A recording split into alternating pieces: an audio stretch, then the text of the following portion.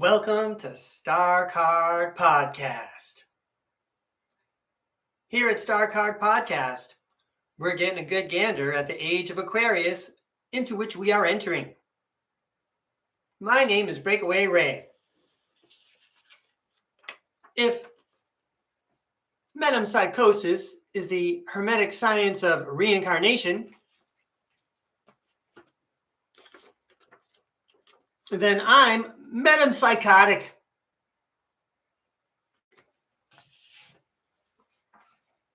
You've tuned into a live tarot throw. Today is June 26th, 2026, and let's share with you what's on the agenda for today. First, it's Friday morning out where I am on the West Coast. It's 5-Card Friday. We're going to throw some tarot cards down, and I'm guessing the tarot world is going to spell out some kind of wisdom for all of us, no matter what time you tune in to this, whether it's live or on a recording in the future. Or maybe the tarot world is going to foreshadow my presentation. Well, we shall see, so please stay tuned. It's coming up next. We're going to talk more about Sir Philip Sidney. Did you know that Sir Philip Sidney is a famous literary critic? And that's actually a good thing. He studies how the language works, and he helped everyone to improve it. And so I'm going to invite Sir Philip Sidney, through the use of the tarot cards, to comment on my unpublished novel. That's right, everybody. This is a special STARCARD podcast. I'm actually going to read out loud for the video and the www, the first several paragraphs of a book that I didn't publish, and we'll hear what Sir Philip Sidney has to say about it through the tarot cards. Meanwhile, the last couple of shows, Sir Philip Sidney's presence has been noticeably part of our show, right? Well, even before we paid attention to Sir Philip Sidney, you could watch any show before June and say, check out this guy, Breakaway Ray. He's the reincarnation of Sir Philip Sidney, and he doesn't realize it. And if you listen to him talk, it sounds just like something Sir Philip Sidney would say. In fact, he was a big fan of metempsychosis, the science of reincarnation. So guess what? I'm here to prove that Sir Philip Sidney got it correct. And congratulations to him. He leapfrogged into the future. And now he's back. And through me and with his help, I'm yelling jailbreak. We're all getting out of here together, everybody. I'm going to talk more about what Sir Philip Sidney accomplished and how you can do the same thing. That means we're going to have to cue up the anamnesis. Oh, whoops, I mispronounced that. Anamnesis. Hey, everybody. I'll be referring to this book later on, The Secret Doctrine of the Rosicrucians by Magus Incognito. Ooh, I almost said it correctly. Magus Incognito. See, I'm like almost done with it. We'll be mentioning that later. And after all that esoteric chit-chat with myself, it'll be time for tarot for the audience. If you happen to be tuning in live, I invite you to use capital letters to make a tarot request. Maybe if you're a longtime viewer, you know what deck you like. You can go ahead and type that in all capital letters. Otherwise, I'll just be looking for name tags later. I read the chat after the show. I enjoyed very much. Thank you. I'm glad you're having a good time in the chat. But to speed things along, if you want to make sure I see a message, I invite you to put capital letters, please. All right, so are we all set to go here? I think we're ready for 5-Card Friday. Let's go to the tarot cam. I got to clean up down here.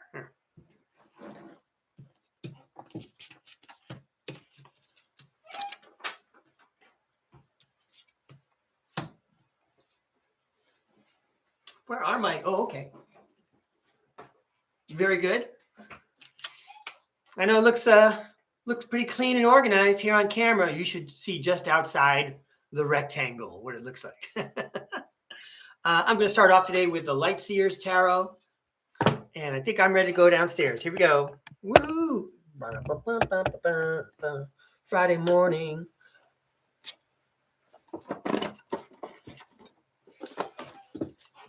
All right, gonna adjust for light, get the stage set, all my props.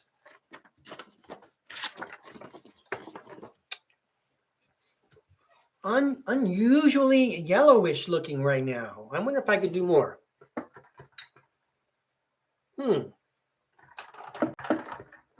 I can. There we go. Ah, that's much better. All right, let's go with that.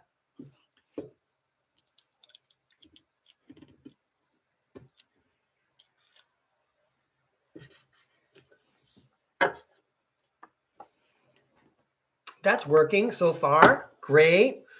And we'll put this over there.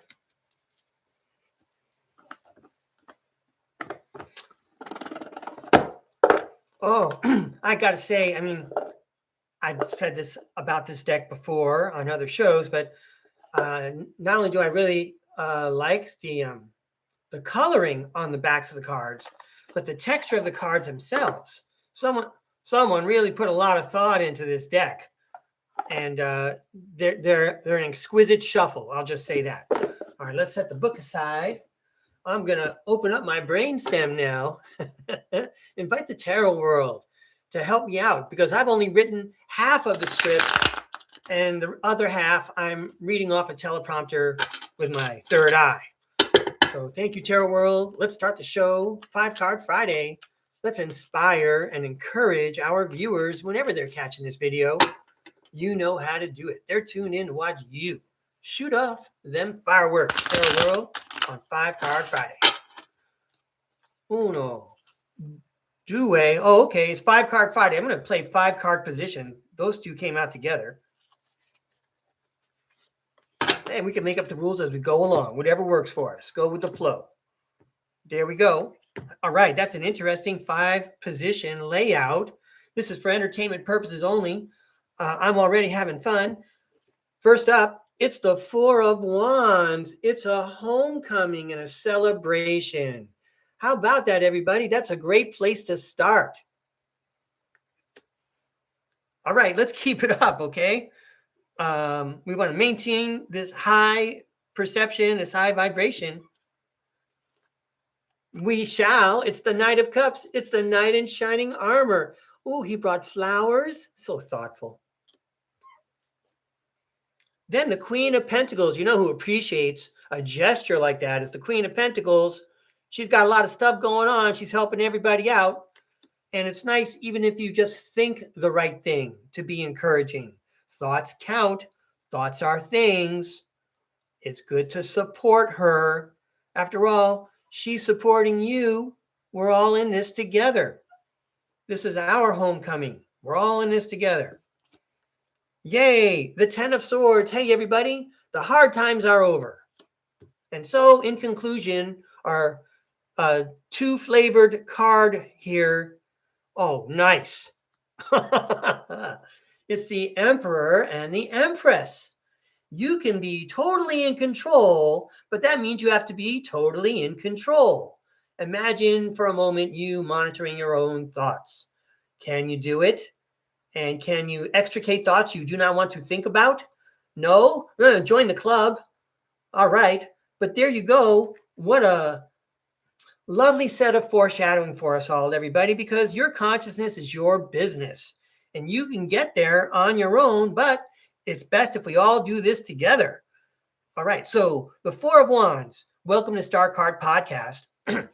We got a special goal in mind while we're busy living the regular world because we're breaking away from the civilization we're in now, and we're going to take control and we're going to take the initiative into the world that we're going to live in and also the next lives that we're going to live in.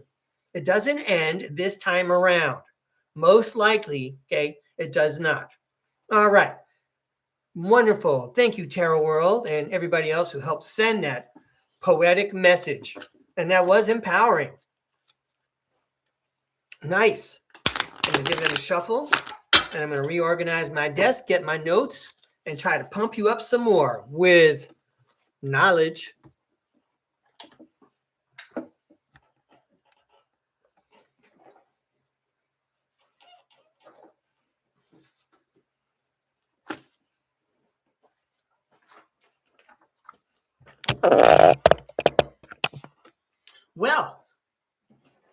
I'd like to call to everyone's mind Plato's Allegory of the Cave. We did a show on this a long time ago.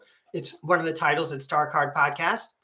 It was a live tarot throw, so a lecture and then, having fun with the audience.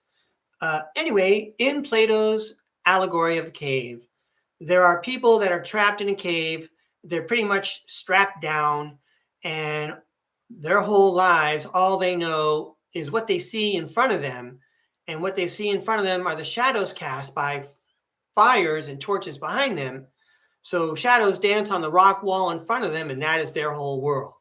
Well, part of the Allegory of the Cave, one of those people breaks free, okay, goes outside the cave and says, yo, there's a whole world out there. We don't know anything about it. Okay? Then he comes back in the cave and he tries to help the people, and that whole plan goes awry. Those people were not ready, apparently, to hear his message of breaking away. Now, I don't want to focus too much on the person who suddenly became aware of what was going on in the world around him or her. Could have been anybody, right? Okay. I'm focused on the people that are left in the cave. They're left in the cave. So they go on with their lives staring at shadows, and there's no change. I just want to put that in your mind, because one of those people figured it out, and that could change everything for everybody, right? Okay. Let me see. Where else was I going? I got some other notes here. All right. Well, one of the things we spoke about Plato's Allegory of the Cave, and I don't know how up to speed everyone is on their Western literature, but Plato also talked about reincarnation. Just about every culture in the world talks about reincarnation. It is unusual, even in the period of history that we have right now, where like for the last 150 years or whatever in the Western hemisphere, reincarnation has just like been subtracted. Okay, but it's actually part of our humanities. It's just like music. It's just like literature. It's painting. And metempsychosis, reincarnation, is the crafting and the creating of the soul.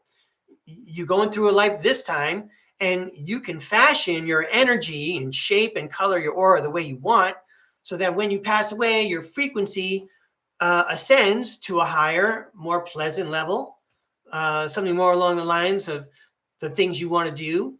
And that means you have to be true to yourself here this time around. I just want to say that Renaissance era proto-Rosicrucian Sir Philip Sidney would agree with that statement. Be true to yourself the whole time. He was all about principles. He said, that's all there is. Okay. So how did he do it? I just showed you the book, The Secret Doctrine of the Rosicrucians. I'll show it to you again. I'm reading this book, and I'm saying, yeah, I follow so far. I get it. You're not saying anything that seems surprising to me. I was raised Roman Catholic. Nevertheless, the language in the book I was prepared for, because I spent many years getting an English literature degree and also studying philosophy for fun. Why would I think studying philosophy is fun? And even with all the literature and philosophy I pursued, I never came across the Rosicrucians until now. All right. So how does a Rosicrucian do it? How does Sir Philip Sidney probably do it? Let's go downstairs and check out this poster I showed on another show. I think it was yesterday. Okay. We'll take a look at these notes I made. You want to activate anamnesis, recall from your previous life. And you start doing it now by, designing a frequency that leaves you clues in your next life. So you can figure out, oh, where was I? Where did I leave off in my mission? This was page 5 from another day. Okay.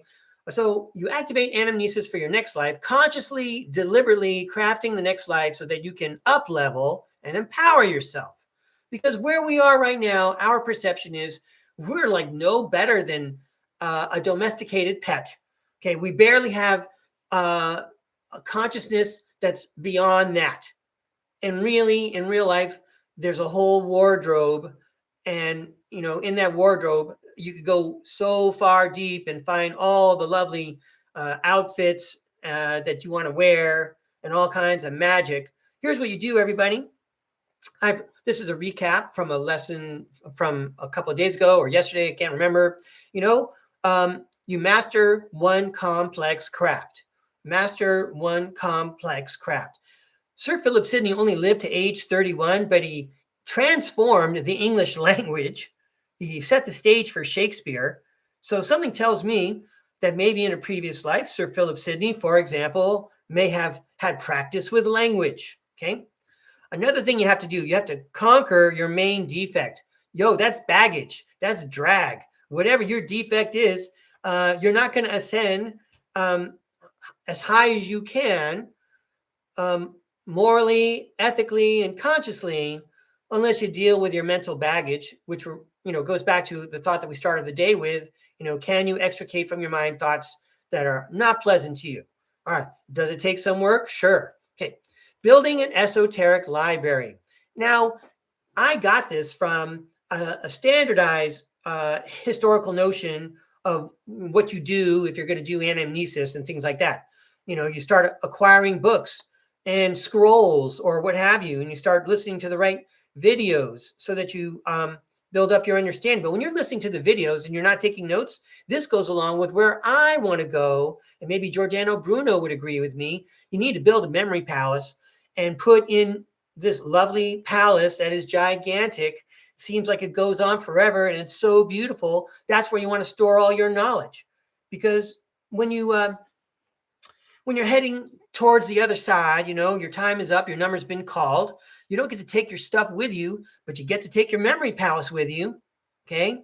And, while you're laying there in however much time it takes, you'll find the right editions of the right books, the right knowledge that you need to aim your soul in the right direction. You'll have it with you. It'll be part of you. Okay. And then we've all heard about the power of affirmations. And I'm pretty convinced that running rhythmic commands like affirmations do work. And it seems to point to me the credibility of an exercise like praying the rosary, which is not just saying prayers, but meditating on certain concepts to enlighten and purify the soul so that there's less drag on it, right? Think of aerodynamics. That's what you want to do with your soul. One of the things I read yesterday in this book is that they said that souls that are very advanced may take more time in the life between lives before they reincarnate, probably because they're very advanced and they understand how they want their next life to go. That's not exactly how they're putting it in the book. They put it more like a natural, intuitive, passive vibration. Okay, but if they've accumulated a lot of lives and a lot of knowledge, there's a lot of things to sort out if you're going to be responsible about coming back to Earth and not only polishing your own soul, but in the Rosicrucian way, all of humanity's soul. Yeah, it's good to take care of your own tree, but the whole point is we want the whole forest to be green. Let's do it together.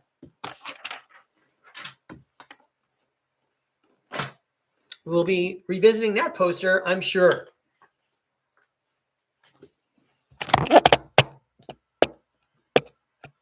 All right. I've mentioned this probably in the last couple of shows because it's kind of audacious to say something like a great character in history like Sir Philip Sidney has something to do with me. Those are big shoes to fill. Those are high expectations. And that was also 500 years ago. All right. So it does sound like, though, this is for entertainment purposes only. So why not be entertaining? We're just having fun here. It's like, I've mentioned this before. One of my favorite things when I was a kid was going to my friend's house or sleeping over at my cousin's house, staying up late and talking about crazy things and making each other laugh. So anyway, let's just go with that. All right. So it really is like saying, I used to be Napoleon in a previous life. I used to be Cleopatra. I used to be Sir Philip Sidney. How does that really help me? People would justifiably praise Sir Philip Sidney. Who's Breakaway Ray? What has that guy done? All right. Let me see what else I got. I got a lot of notes, right? So lots of self-reflection on camera in front of the world. Have fun, everybody. Remember, a lot of this is dramatized for your entertainment. So I don't want people to get too attached to Breakaway Ray. I can't help you. I can't touch you. I can't even look you in the eye. All right? But you can email me and we could chit chat. That'd be great. I enjoy it when you visit the show. Even if you watch the recording, I feel like I feel it, and I appreciate your support. Thank you very much. So don't worry about me. Like if I sound like I'm upset about something, well, I probably am. All right, but we all have life to deal with. Okay. All right. Napoleon, Cleopatra. Okay, hang on. Yeah. Okay. So another thing I want to say, if I'm the reincarnation of Sir Philip Sidney, I wrote this down so I wouldn't get it wrong here. There's few figures in history where people love him just because he's a good guy. Just because he's every place this guy went, every world leader, European leader he met, they were like, his first impression was amazing. Everybody loved this guy. And when he passed away at age 31, it was a huge funeral for Sir Philip Sidney. Again, he never published any of his writing.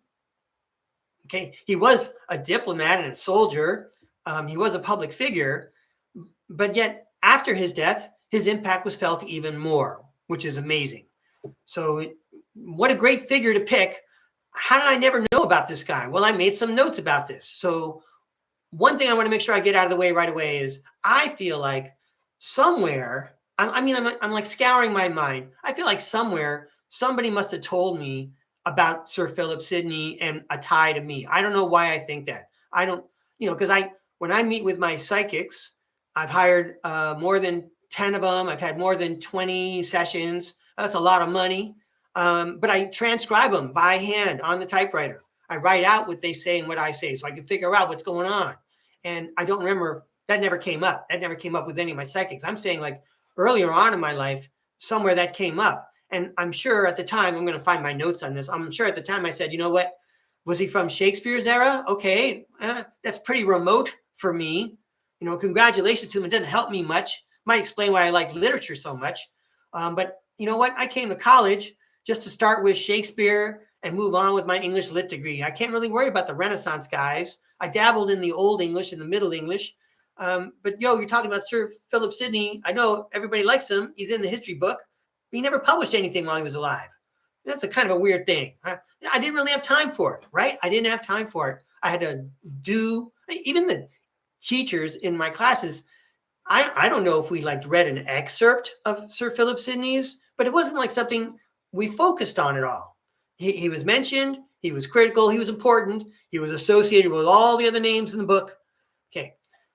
Anyway, can't figure out why it took so long. All the clues were there for me to figure this out. Okay. I went right into this. I wrote it down, everybody, okay? Okay. I had some kind of block. This guy was massively successful. He was an influential literary god, and I didn't have time to explore Renaissance literature. And at the same time, I feel like I knew about Sir Philip Sidney and figured if it was true, it meant nothing to me today. Just double checking my notes on this page. Very good. Got it. Okay. So even if I heard about Sir Philip Sidney and thought to myself, it meant nothing to me today, it has nothing to do with my this go around. If there was such an idea as reincarnation in my mind at all, again, I probably had some blocks up. Okay. Well, as a matter of fact, no, Breakaway Ray. It may mean everything to me today. It may mean everything because when I follow my impulse and my intuition, whose nervous system was that? It's the same one. Okay. I'm proceeding with every breath I take. Sir Philip Sidney's nervous system and spirit. And you know what else? I mentioned he never published his writing. He never made money from his writing. And he did that on principle.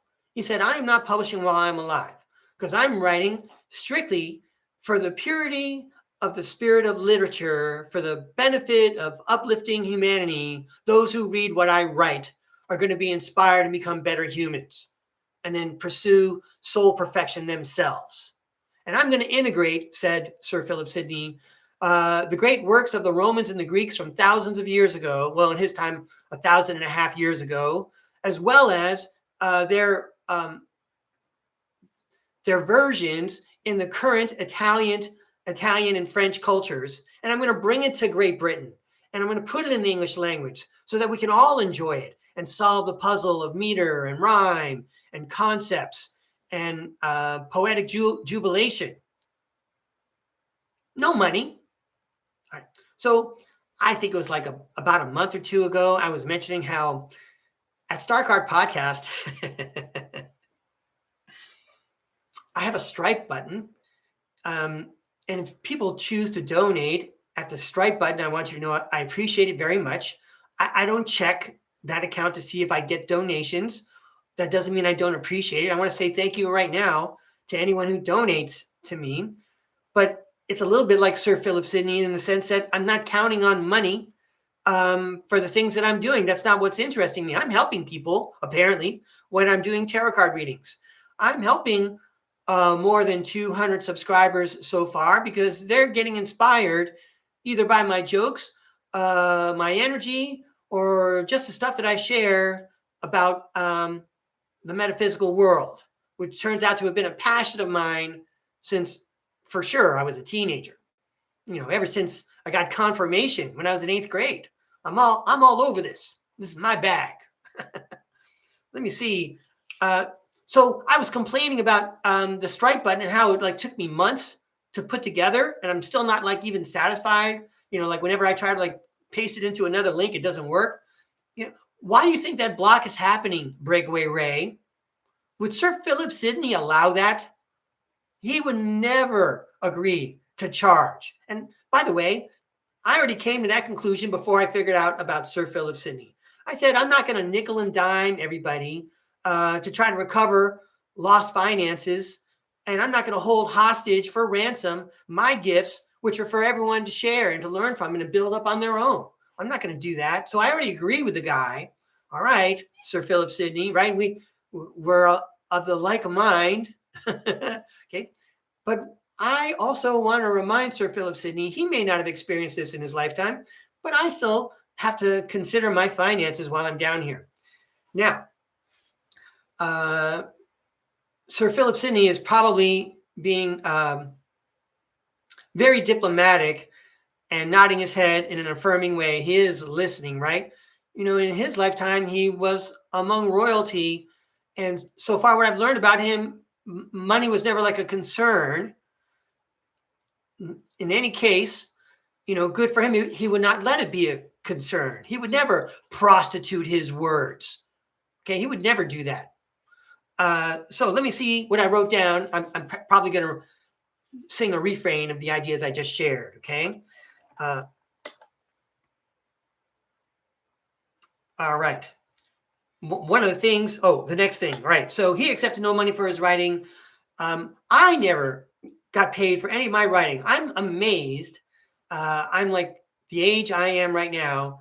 And for years I've been writing and I never got paid for any of it. Writing class plays, writing those books. I mean, I want to say thank you to the people who bought the Convoluted Autobiography, where you can learn more about my past lives. It's linked in the description. I'm actually making money now because I see in the chat the name of somebody, and she was like one of the first people to buy that book. I'm so glad she's watching the show.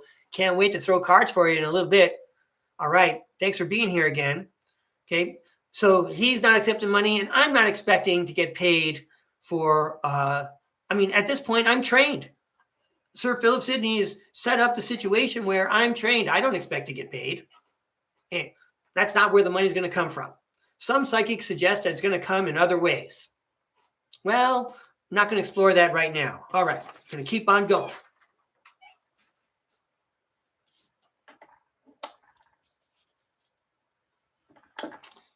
Sir Philip Sidney had the most magnificent funeral in London, and it almost broke financially his father-in-law, who threw the party. He should be feted. He's in all the history books. If you study Shakespeare at all, you have to know that he knew about Sir Philip Sidney, and even though he was never published, his poetry circulated in manuscripts, right? People copied it and he shared it with friends and things like that. And I just want to say there's a similarity in my life. I've had many pen pals over the years, and some of the best things I've written, to entertain my friends that I was writing, were in those letters, and I'll never have those. I never saved copies of them. And so a lot of those jokes are gone. And you know what else is gone, because it's, oral and it's in the classroom. How many years of good material are just sitting in the Akashic record now where, I had some good stuff that day. It was probably like 99% of the days I worked. Okay. So, but all the things they mentioned about Sir Philip Sidney, it's just like with everything else. They leave out the occult, and we need to take the shadow out of that name. I always stated, as soon as I saw the word occult, starting with the letter O, okay, I'm all spooky, Halloween, see you later, okay? I got to go sit in my pew on Sunday morning and try my best to pay attention to what the priest is saying. Don't bring that occult stuff. Well, that's all magic. Go play with your friends and have tea party, okay? There's no such thing as magic. We got to stop thinking like that, okay? The occult has got to be considered like art and painting. It's got to be considered like photography. It's got to be content creation, okay? But the occult is for all of us. You're reading this book, okay? We all have a soul. We all have access to the same subconscious. What do you think the tarot cards are doing? They're a physical representation of the pictures that are being shared so that I can share that information with everybody else. That's a real thing. People can't hide that. Another block, by the way, I discussed this with a friend of mine who's a content creator and a psychic medium. And she was telling me how when you set up your financial situation, you can't say that you're a tarot card reader because it's witchcraft or something like that. And the platform won't allow it. You have to say it's entertainment. You have to say it's coaching. There's all kinds of rules to make sure that nobody awakens in everybody else the idea that we're all magical beings. We're all magical beings. You don't know about it. No one told you about it. All right. I've been thinking about this one for the last couple of days, and I still didn't put a link to it in my description yet. There's this lady. I want to say her name is Cora, Cora. She's got like brown hair and an A cut. She might be part of my generation, because I'm a mature adult. I was born in the 1960s. But in any case, I think she's some kind of teacher, and she's a content creator. She's got a school. And you know what? I've seen video of, I don't know if it's true. Sure. Could be AI fake. Could be deep fake. Sure. Listen to this. I mean, because if you're watching STARCARD podcast, you've probably seen this. It's a classroom filled with kids. They're all using telekinesis to make paper mobiles spin. Okay. She's exploring there's kids like playing games, but they're all blindfolded and they can't see. They're using their third eye. We're not training kids to do this right away. Again, I would like to reintroduce from another program I did, the Kirlian camera idea. We invest millions and millions of dollars into psychiatric care and therapy. What if we take the humans that just got here, these 3, 4, and 5-year-olds, and let them experiment with a Kirlian camera and a monitor, technology that's available to everybody, and they can control the colors of their aura just by thinking happy things. And they can train themselves to do that early on. Maybe your teenager wouldn't be so grumpy and grouchy. And then, maybe if turning into me here, a little self-deprecating humor, maybe I wouldn't be a mature man born in the 1960s who cries every day. Okay. I'd like to now check out my notes because we're going back to Sir Philip Sidney. The magic is part of us, everybody. God is inside of you. I know that doesn't sound, well, let's read what I wrote here. As with anything, with Sir Philip Sidney, they list all of his accomplishments, all of his chivalry, and they leave out his tie to the occult. His ideas were the framework for the Rosicrucians. And they subtracted that part of his biography, the pursuit of perfecting the soul, showing everyone how to do it. So Sir Philip Sidney's in the afterlife, and he's looking down, and he says, yeah, that's very nice that everyone paid the tribute to me for my literature that I never published, and my contribution to the English language, my contributions as a soldier dying in battle, my representations of chivalry and high moral standards. They left out the occult. I'm sure that's something Sir Philip Sidney would not approve of. Yo, you left out the most important part.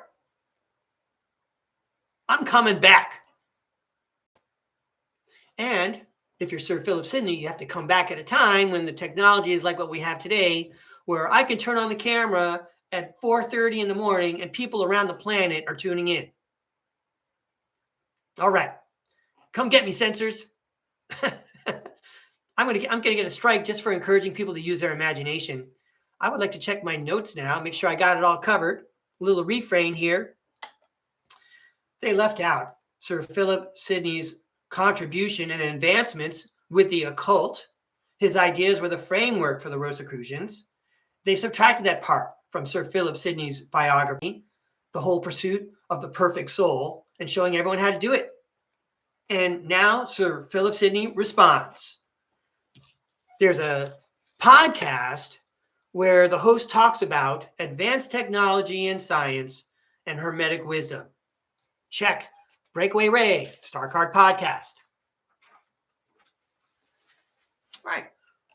We just talked about the ghost of Sir Philip Sidney, and now I want to talk about another ghost dear to my heart, and that would be my dad's. My dad passed away a handful of years ago today. Not this day. It's not an anniversary or anything, everybody. But a few years ago, he passed away. He was in his 80s. And from what I hear, everything is going groovy. What is he like? Salsa dancing? That's what we explored. Well, I want to tell you that, Sir Philip Sidney, for example, he still has his predilections and his preferences. And I'm not saying he has ego. Maybe he has pride. Okay. But again, the whole idea behind the occult, it's not like a personal thing for him. It's for everybody. There's so many things that have been taken away from everybody on surface planet Earth. We've discussed all these things before, including free energy and the knowledge of the off-world and the breakaway civilizations and the things that humans can do and cloning and things like that. Okay. As far as Sir Philip Sidney is concerned, he might say, dude, don't take the literature, but you can almost take everything else. You got to put the occult back in. That's the most important part. That's for everybody. That's part of the commons. That's for everybody. Okay. So, that's that guy's ghost. And he's standing by a couple of sentries, biding his time, waiting for his chance to come on down, put on a white tie, and turn on the tarot cam. Okay. Now I'd like to talk about the ghost of my dad. And I just want to say we're all reconciled. Okay. Even in the afterlife, with the help of someone who can do that kind of thing. My dad and I have sorted things out, but in any case, let's talk about the story. My dad was barely employed for much of my life, and he did the best that he could. And he did observe that other people in the family had money, and sometimes he felt, whether justified or not, that he got cheated in some way. And he always looked to me because I always had my finances always looked so promising. And also, I could hardly say no, right? I could hardly say, how do you say no to your dad when he says, I need you to help me with my mortgage payment. And I need you to help me with my mortgage payment every month. And I need you to do it for 30 years. Okay. Well, I didn't make it all 30 years, After much pleading and discussion, I had to walk away from the situation. I thought I was done, but I needed to make sure. So when my dad passed away, the house was still down in Ramona, California, and I consulted with a psychic friend. And I wanted to do this. I wanted to check with the San Diego tax collector. I wanted to remote view the records in a few years to find out what that house was going to sell for, because I wasn't going to sign on to be administrator of the estate and try to sell that house, which was in disrepair, okay, because that was going to be a tough job if there was no money to be recovered. And the money that I gave and other members of my family gave, there was no promise of it coming back because my dad wouldn't write a will. In fact, my dad said, if you send me a grand quantity of thousands of dollars, I'll send you a copy of the will, and then you'll have the ability just to step in and the house won't go into probate, yada, yada, yada. And yes, ladies and gentlemen, if you in your mind are saying, this is your dad doing this to you, extorting you for money like that, this is your dad? This guy's your parent? All right. Well, anyway, when we connected, I pointed out to the person that I hired that I wanted to talk to the tax collector, get like a scientific response. And the person who was helping me said, no, your dad's right here. And I already had some misgivings, some apprehension about hearing from him because I was in this mess because of his economical decisions while he was still alive. It would be, I actually said this in the interview, it would be totally dumb of me after he dies to consult a psychic and to listen to what a psychic says and listen to my dad again when I don't really want to follow his financial path anymore. Well, anyway, you can go check out that video. I think it was Target Karma with Psychic Liz Cross. And the Psychic Liz Cross appears playlist at StarCard Podcast.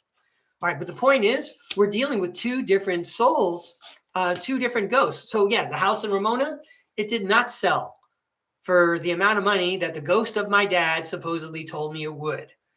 And there was nothing to be gained. And I'm still in the middle of it. It's been several years of headaches. And not only that, I have to pay the bills. I mean, we finally sold the place, but I had to pay all the bills out of my pocket. I have no income. I had to pay the bills down there so we could sell the house. Anyway, anyone who's dealt with probate, what a headache it can be. And then you can contrast that with the last StarCard podcast. I talked about my grandfather, my mother's father, who made it very easy for us. Anyway, let's see if I covered everything on my notes here.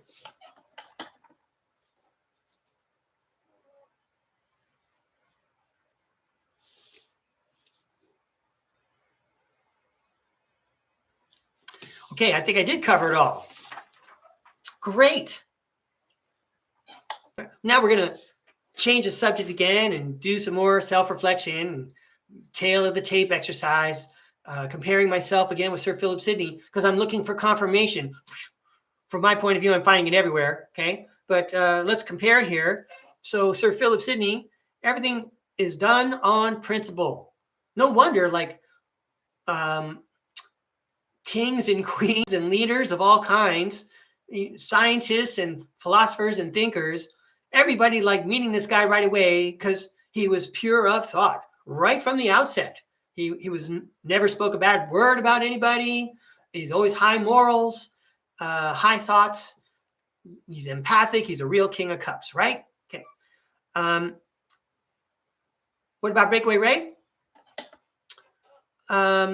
I say in response to that, it's great to be of high principles and everything, but over here, I'm down here on Service Planet Earth again, and I'm saying, what about the expression, money makes the world go round? I mean, I don't mind.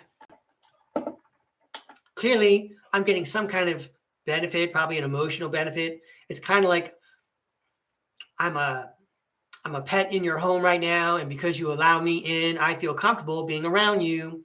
And thank you very much for tuning in. It's helping me out, help me get past my issues, my own personal issues, believing that somebody's out there listening. All right. At the same time, even though things are stable right now, it can't go on like this, can it? All right. So I don't see how it works. Sir Philip Sidney, he knows how it works. He's probably looking at the whole thing saying, you got nothing to worry about. Like I mentioned in a previous show, there was no way that guy was going to come down here ill-prepared to complete his mission. There's no way. And I've had multiple psychics tell me about all this, I'm going to put it in quotation marks very respectfully, support that I seem to have. Just mentioning one aspect of it, avoiding problems, I talk about problems. There's so many problems I could probably have had, but I was protected from them. I want to talk to you now about living here in Southern California. There's a couple of instances that happened to me in the workplace. That's right. I'm going to talk about my career as an elementary school teacher for 33 years. 31 years was at one school. And 31 years was how long Sir Philip Sidney lived, by the way. Just a coincidence, right? So at this school, there was a brush fire. There's always, where I am, there's brush fires. I know there's fires everywhere. That's like not normal, everybody. There shouldn't be. There just shouldn't be. But anyway, let's not talk about weather control right now and microwave radiation for a different podcast. Maybe even better on a different podcast platform, channel. But anyway, one year there was a fire, and this was, when I was already entrenched in the embargo, the boycott that everyone I worked with was participating in. They were, there was the silent treatment, there was isolation, there was every kind of form of, workplace abuse that you can imagine, including poisoning. I've talked about these things before. People yelling and screaming at me, even in front of the children, bad mouthing me behind my back. It was pretty incredible.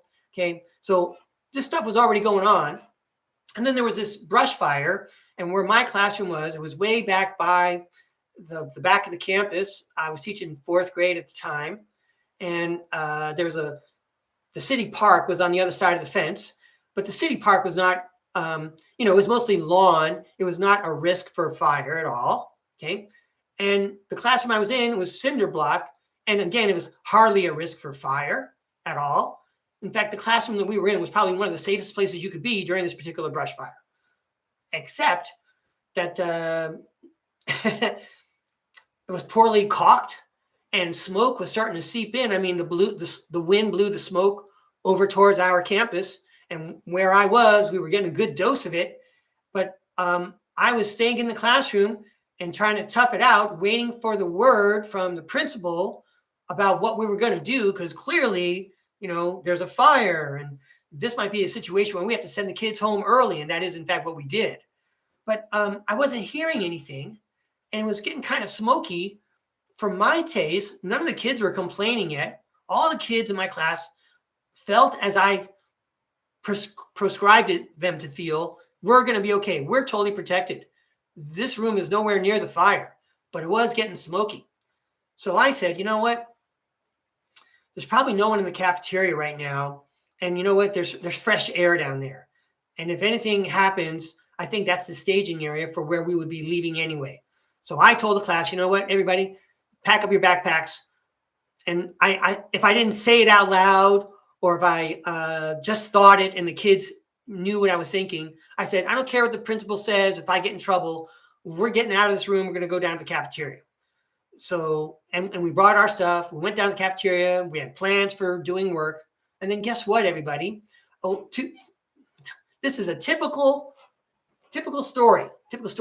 We're going down to the cafeteria from the back of the campus. We get to the patio area where they have assemblies, right? It's open to the sky. There's a helicopter flying overhead, and it's got that long rope with the water on it or whatever. It's one of the fire helicopters. They're heading for the fire.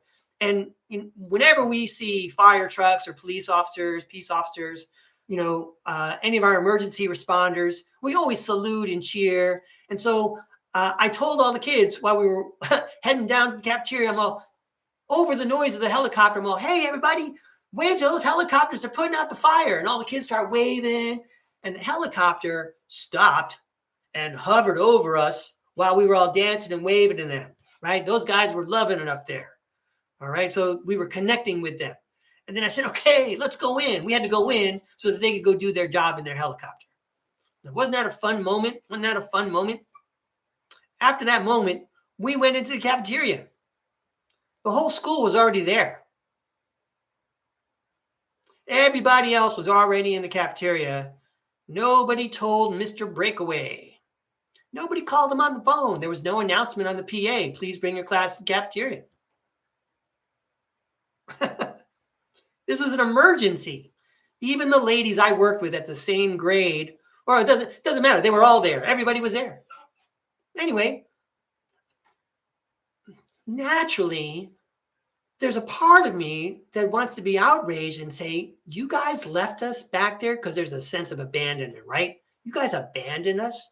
I mean, I understand you're mad at me for some cartoonish, weird reason. I don't know why. What about the poor children? Don't you care about them? You left them back there? And then there's another story. This happened during the pandemic era. I'm guessing it was 2021. It was our afternoon session. We had a class, everybody, but I had half the class in the morning, half a class in the afternoon. So I'm with half of my class, and we're all spread out, and we have plastic shield barriers on our desks, and we're wearing masks. This public school. All right, did I conjure up some emotions? Do we all have something to face here? Anyway, there we are, and the lights go out. The electricity goes out.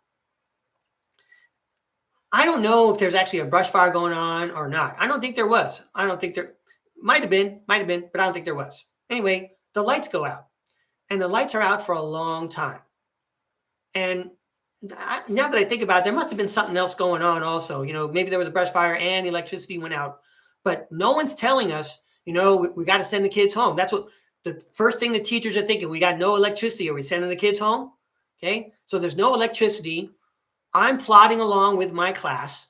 Okay. No message over the PA, nobody calling, no emails.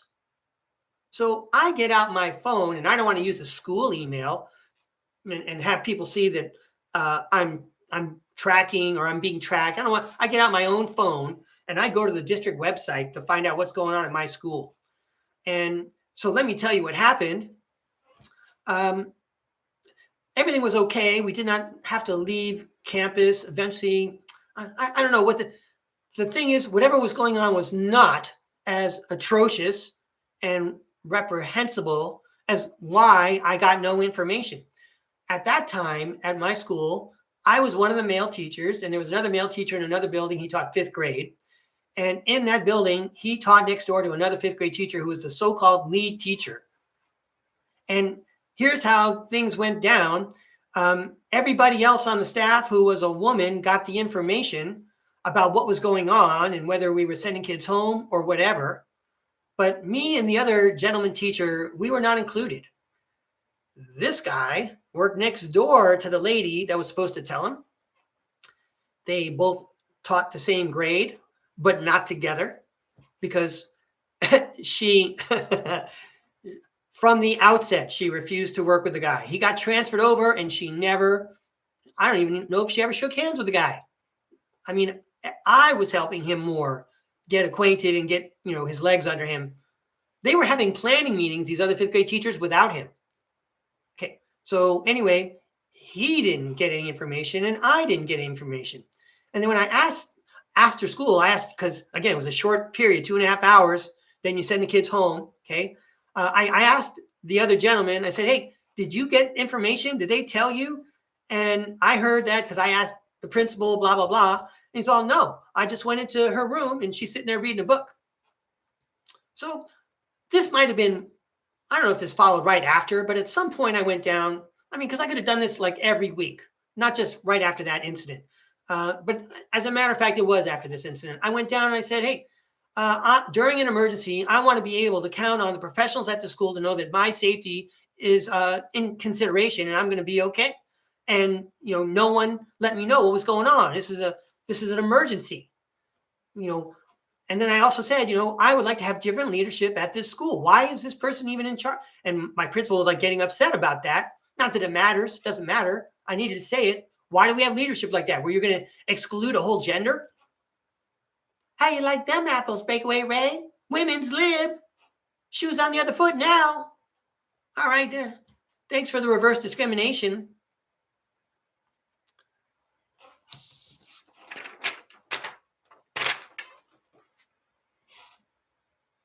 All right. You can Send me an email if you didn't like that part. That's fine. I got some more notes, everybody.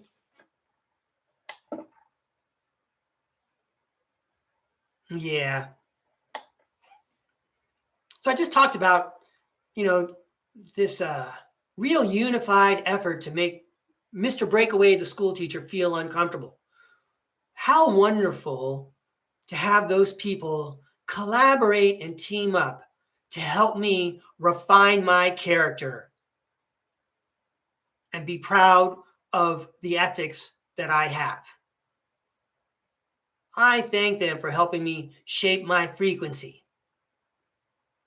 I'm looking at the camera because I'm going to be watching this video later. I'm going to be talking to myself. I'm trying to convince myself this. I want to thank those people. I would not be the person I am now without their help. Okay. So see what I got here. In 1995 or 1996 or something like that, there was a time where I capped my intuition to write. I enjoyed writing. I felt good about writing.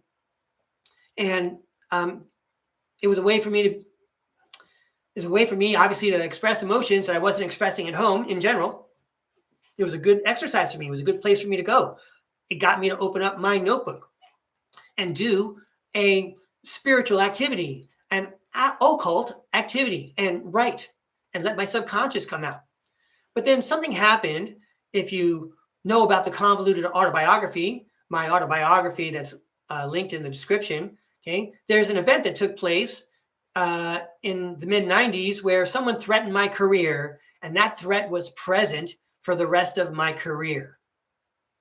And that person followed through with it. And that person exercised that mission every year. It was nonstop. And when that happened, I felt uncomfortable writing after that. And I think I discussed this in my book because I want to be true and open and honest with myself. And I wasn't being true and open and honest with myself if I was keeping this secret, hoping that she would forget or that something would change or that she would go away or that I could get a transfer, because I wasn't going to let anybody do what they were doing to other people. I wasn't going to let them do that to me. So I went and got secondary credentials so I could teach high school. And I tried to get a job in the high school. I interviewed at other elementary schools. Anyway, I lost. Okay, that person won. So I stopped writing, in a sense. I mean, I couldn't stop it, but I consciously stopped. I mean, I knew that when I wanted to pull out my notebook, I was resentful and I didn't even feel like writing. I was still upset. Obviously, it's been 35 years and I'm still upset about it, right? Okay. So then later on in 2010, 2011, 2012, we hired a new psychopath. And, I'm working at school with children. I'm trying to keep it light. I learned how to have fun in summer camp. Okay. The whole idea is to stay high vibration. But in this case, this malignant narcissist wouldn't have it. And anytime I had to mask everybody, I had to mask that I was being happy or cheerful. I had to not look like I was having fun, because no matter what I did, it would be, as you can imagine, turned around, and my flamboyance would be pointed at as insanity. Maybe it was, maybe it wasn't. I wasn't hurting nobody. I was only helping. Anyway, in about 2010, 2011, I cut back on the singing. Some of it was planned by the administration also. There was an activity. This is another simple example of this. There was an activity where classrooms would, present at the Friday assemblies. They do a little skit or something like that, or they make some kind of announcement, or they show what they worked on in class, or they read a poem or whatever. My class, we would all sing "That's Amore" by Dean Martin. We would do it karaoke style. We'd play the music and then we'd do gesticulations. And you know what? It was very popular and very fun and everybody liked it. After, the assembly, kids throughout the school would be going back to their classrooms, going like this, singing the song. Can you imagine how that cheesed off the other teachers? That, Mr. Breakaway started off their days so cheerfully with their students. I mean, probably from their point of view, they're thinking, I can't stand it. How come Mr. Breakaway steals the love of my students? That love belongs to me.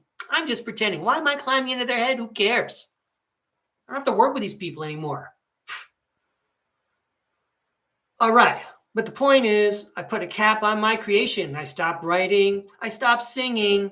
I stopped looking like I was having fun for my own protection, for my own safety. That's no way to be. I wasn't really following my soul's path then. I was dimming my light. Because when you shine really bright, you cast a lot of shadows, right? Let me check my notes.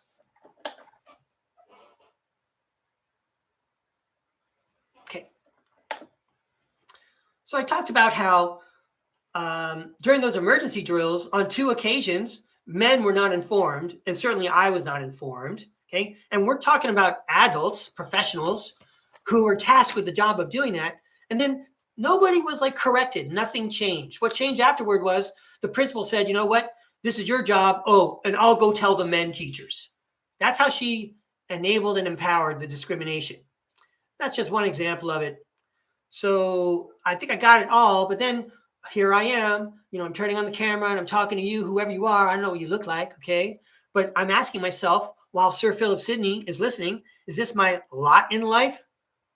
Just do things the right way. Let me see if I got this right. Just do the right thing and absorb abuse until it's time to exit the earth plane. All you could do is do the right thing. You're just going to get battered and peppered all day long. The more correct you are, okay? It's like walking the gauntlet. Walking the gauntlet. I'm trying to be diplomatic. Anyway, in response, here's what Sir Philip Sidney and my spirit guides maybe this is their sentiment, because I have to think of the response. And here's what I wrote down. Hey, isn't it better now? They're not poisoning you anymore. They're not yelling in your face anymore. They're not embarrassing you. They're not humiliating you. They're not threatening you. Okay. They're not giving you more work. Okay. Isn't it better now? Right. But that was not supposed to happen in the first place. They weren't supposed to behave that way. Everything was already in place. Okay. Yeah, but it is better now, right, Breakaway Ray? And to which I say, in my 3D way, that's spiritual Stockholm syndrome. You mess everything up, and then when you clean it up for me, okay, you act like you solved a miracle, you solved a problem. It shouldn't have been that way in the first place. So you've already heard like 2 different perspectives from me on this, right? One is I need to be grateful for what happened for Julie. The only thing that matters is the refinement of my soul. And now, not only am I aware of it, I'm aware of its perimeter and its parameters. I'm way more familiar with it thanks to the battering I took in the workplace. I'm still not happy about it. All right, and that's probably what the whole point is, right? Be pure and true to yourself. Self-love first. I mean, I realize Sir Philip Sidney was famous for saying, your need is greater than mine. And I always go through that. I always say, well, I'll teach 2 grades. Your need is greater than mine. I can handle this. You know what? Go ahead. I'll teach all the subjects. Okay. And I'll come in on the weekend. Your need is better than mine. So I'll just swallow my pride. You're not going to help me. And I'm so glad too, because in lots of ways, they weren't really in a position to help in the first place, right? I could only help myself. I wonder if I got all my notes covered on this page. Am I going a long time? Yeah, I guess so. All right. Okay. So while I complain that these kinds of things should never have happened, maybe my spirit guides, maybe the spirit of Sir Philip Sidney are saying, now this is better. You can go on with your mission. You could go on with your mission. You slingshotted yourself into the future 5 centuries to tell everybody about the occult and advanced technology and hermetic wisdom. I didn't really understand that part, okay, until I figured out the tie I might have with Sir Philip Sidney. So I learned it just in time. All right, how do you get in touch with your soul? Do you go see a counselor, a psychologist, a psychiatrist? They're all very talented, very educated, very smart. Do you go see a psychic or a medium? Do you go talk to your best friend? Do you talk to mom? How about a grandparent? Oh, bring me my grandparents. Anyway, check it out. You could do it yourself. That's part of the Rosicrucian way, by the way. you can do it yourself. Here in the Western part of the world, we can think things through and we can analyze the world that we know and figure out in a philosophical way where our soul is at. And if you want to keep track of it, it's time to get out a notebook. Writing is the way to channel your subconscious. And if you make a conscious effort, a deliberate effort, say, I'm going to write a story about blah, blah, blah. But while I'm doing this, I want to hear from my soul on this idea, this concept. And then you can write up your story, write up your dialogue that way. Okay. Let me read what I wrote down earlier. Writing is the real cheat code to the subconscious. Only the Hermit card holds the light so he can see what you're writing. More tail of the tape. Breakaway Ray versus Sir Philip Sidney. This is a bit of a recap, I guess. Sir Philip Sidney never published or sold his writing. He's not prostituting his words. Breakaway Ray never gets paid for writing. Almost always writes something good and gives it away, like in correspondence. Okay. Sir Philip Sidney, he was a big fan of Petrarch, and Petrarch was a Roman sonneteer. And, well, that's the point.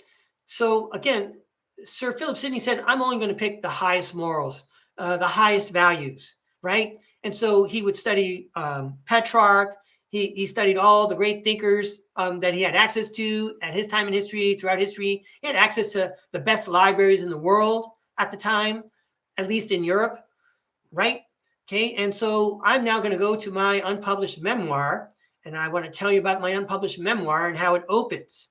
And it's a bit of a contrast, a bit of a satire on the kinds of things that Sir Philip Sidney might choose to speak about. But both of our works were about the same thing, unrequited love that fosters a higher sense of consciousness. It's true. We wrote the same story, okay? But I started off mine in the toilet. I start off my story with the word words, and then I riff on the concept of words and what it's like to be a writer, waking up early on a Sunday morning in the dark, making coffee, and then sitting down at the computer and typing out the words. But I don't know where your mind was going with that, but if you think about waking up in the morning, having coffee, and sitting down, you could be in another room in the house and similarly get the same thing accomplished, expelling things from the body. So yeah, I'm talking about feces. All right, so I'm now going to get my memoir out. This is a special moment for me. I'm not sure. I'm trying to think of who's read this. 1, 2, maybe 2 or 3 other people have read this. And I'm going to read it to you. Yay, story time with Breakaway Ray. And then after I read this selection, we'll be asking the tarot world, we'll ask Sir Philip Sidney to critique it. Sir Philip Sidney was famous for being a literary critic, analyzing the nature, the content, the values of literature. And we're going to invite him through the tarot cards to comment on what I'm about to read to you. All right, you see I'm having fun now? All right. Sorry.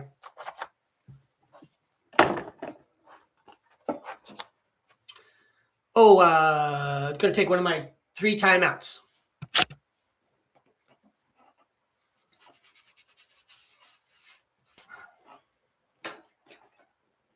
Oh my goodness, there's a lot of people writing in the chat. Hey. So I'm going to address the chat in a moment, but I happen to see the name of Antonietta. Hey, Antonietta, I read the chat from the last show. I'm so sorry I missed your name last time. I didn't mean to leave you off. I'm not leaving you off today. I'll do a reading for you in a little while. Also, Antonietta, you mentioned something about sending me an email, and I'm sorry to say I did not receive an email. I invite you to send it again. All right, and now on to the title of my memoir. I'm going to leave it out. And this was written by my pen name, Sidney Blank.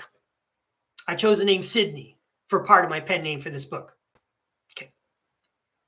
The first chapter is called More Espresso. More Espresso. I wonder if I can, hang on. That's better. Yeah, that looks less spooky. Okay, here we go, everybody. I'm not going to be making a lot of eye contact, even though I really want to. And this setup took me many years to write. All right. More espresso. What have I left but words? Words, strung together like sausages and squeezed out of the mind, punctuated here and there as they splash onto the paper. Words, swirling hypnotically while floating in the ether of time, conjuring up images that are faded and changed from long lingering in the convoluted caverns of memory. Words, monolithic and mysterious, yet ordinary and ubiquitous. They are literally the only remnants of events that took place long ago, or that seem to have taken place anyway. Words, just words, bring me back to Cancun, to paradise, the way the altered but still rich aroma from last night's dinner will bring back a faint taste the following morning, even after it has long since been digested. During these dark early hours, I need not sit for very long after that first espresso before they all start coming out. Neatly packed little groups of black letters scroll by in spurts across the clean computer screen, resembling the trail a jet ski would make if it skimmed across a white sea and left black splashes in its wake. Urged and unconsciously impelled by espresso's impetus, through fired-up fingertips rapping rapidly on the keyboard, the words are purged. I exhale deeply and almost completely. And then I go on with one of my flashbacks. I'm going to go put this down.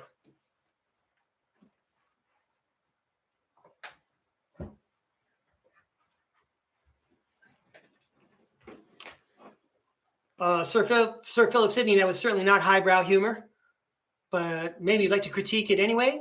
Let's get out some tarot cards. Well, I'm going to get the craft deck.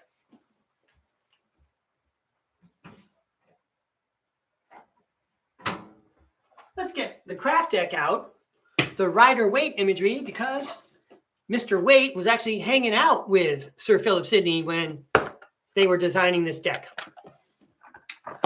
And let me get my poster ready. Where did I put them all?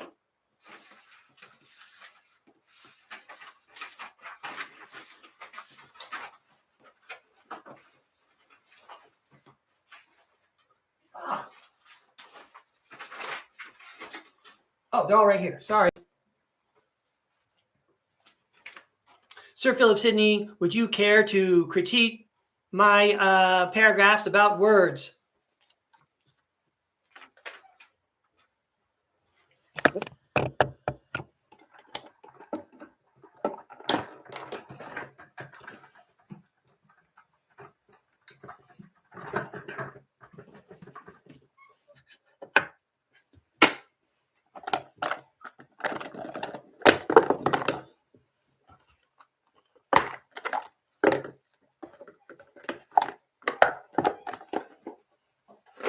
Right, it's freestyle for Sir Philip.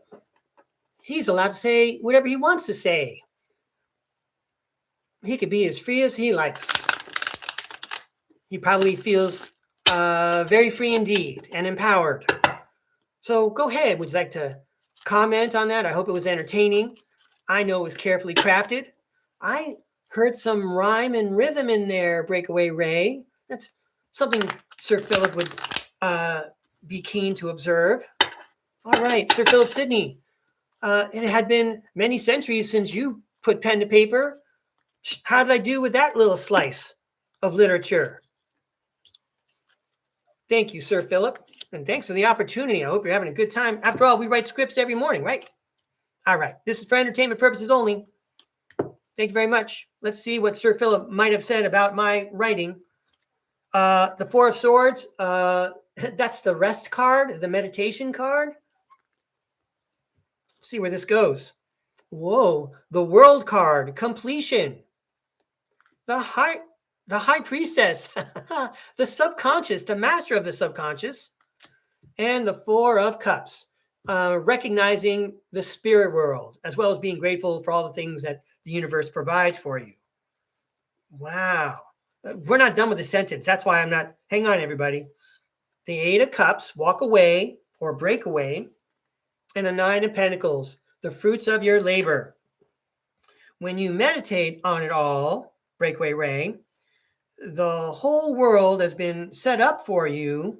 So not only would you recognize the spirit world, I almost had that. Hang on. Okay.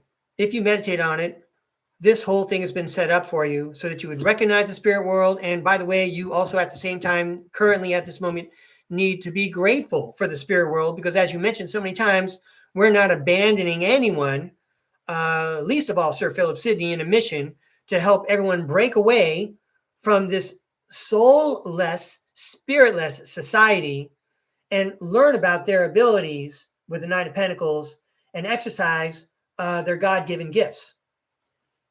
That's all right. I had an opportunity to write, and you're emphasizing the grand scheme of things. Would you? Well, okay, so it's true that in the book that I wrote and the book that you wrote, we do talk about how our love and our passion and our desire fuels our consciousness to make sense of things and elevates it. So how about that? We had the Nine of Swords, the sleepless nights, but the Sun card is here to say everything's going to be all right. And the Hierophant. I think that this maybe is like the last. This is like the clincher. This is the anchor to the response to the critique. The Hierophant is the learned man. It's the Pope and the Popessa. They're both here, and both of them understand the 3D and the 4D and the 5D in the spirit world. Both of them understand that.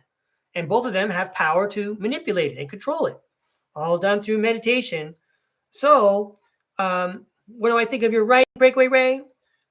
Well, considering that we set up the whole situation so that you could pursue our team mission to lift up humanity, just remember, when you're feeling unsure, everything's going to be all right. And we recognize your skill with language and your ability to learn and take on new information and transmit it. And therefore, it's a fruitful exercise. I don't know if we're going to publish that book, but it was a fruitful exercise for you so that you could continue on your mission of sharing the information about Hermetic wisdom and advanced technology with the world. All right.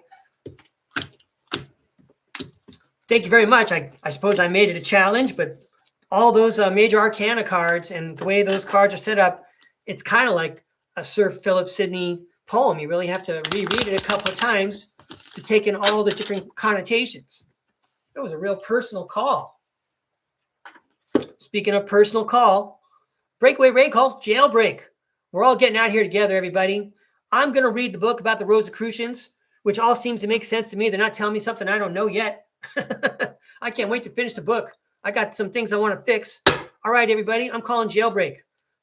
As much as you can imagine, says the Eight of Swords, we're going to get out of this situation, says the Nine of Swords. I invite the Tarot World and Sir Philip Sidney and the spirits of everyone tuning in right now. Let's all get together and sing a song about breaking away. We're tired of being dumbed down and stolen from. That show is over, okay? We're all in this together. I wonder if the AI can count up how many times I said that today. Jailbreak. Fashion your soul. Next time around, we're all going to come back more empowered. You got anything more there? Any clusters for us? No? Okay. Thank you very much. After this, it's tarot for the audience. It's about time. Hey, the Seven of Cups. Lots of opportunities. The moon card, there's lots of opportunities in the subconscious. That should be like our baseline, our starting ground. They never tell us you build things with your thoughts. They just tell you, think this. Yeah, they just tell you, think this. And you want to mix it up with those guys? Well, ride past them, says the chariot. And take another look at things, says the hangman. So let's start over here. I'm calling jailbreak. We're getting out of here together. I'm going to tell you what I understand about fashioning and modeling your soul. So next time around, if you have to come down, it's better for everybody. We can all do this together. And there's so many opportunities for us to manifest this from the subconscious to begin with. We can move past the programming and the absence of the occult knowledge in standardized media and education. Meanwhile, we know better. We're going to keep on going and have another look at it. It's the right thing to do, says the justice card, and justice will be served. Jailbreak. Justice is going to be served. Let them out. Let the innocent out. And this is what we look like after we've been down here on Surface Planet Earth for a while. We're worn out, but think of all the skills and talents and defenses we have taken on during this crazy adventure. Six of Pentacles, giving and receiving, charity, lifting others up. We're all in this together. And if you look, there's one person there and he's like offering charity to the others. And he's not being pompous or anything like that. He's not better than anybody. What's his life going to be like if those two people are struggling? How can he survive if he can't share with those? Again, I'm a guy that goes for the commons. We all need to share. I'm an oligarch's worst nightmare. I'm Sir Philip Sidney coming back with a vengeance for you guys. All right. Well, everybody, it's time for tarot for the audience. I want to thank the Tarot World for today's esoteric presentation. Great script, guys. Speaking of great script, I can't believe all the writing I see in the chat. It's going to take me a long time to read that after the show. Here we go. Oh, the Emperor dropped out for you. You're in control, everybody. Thanks, Tarot World. Let me get some lights off. Daylight is breaking over here. Let's say I have some friends in the chat. Okay, so, okay, time out. I got to get smarter about this.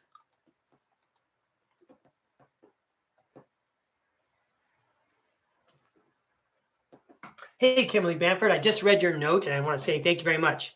Everybody, I've drawn the line. If people come in after the line, it's up to me if I can fit you in. I bet there's going to be a lot of readings already today. I'm happy to do readings for everybody, but excuse me a second. The program just opened. I got to close it. And now I just lost my train of thought. I think you know what I'm talking about. There's so much writing in the chat, which, again, I'm very happy everyone's having a good time. But if you really have a message, make sure, like after the line here, you type in all capital letters. Like if you have a particular focus, you have a particular question, I want to help you with it. But I'm not going to be spending a lot of time looking at the chat trying to find those. So type in capital letters, everybody, all right? No, nobody needs to apologize, by the way, for typing. I mean, the chat is for you, everybody. I'm so glad that you're being kind to one another. You're being very kind to me from what I can tell.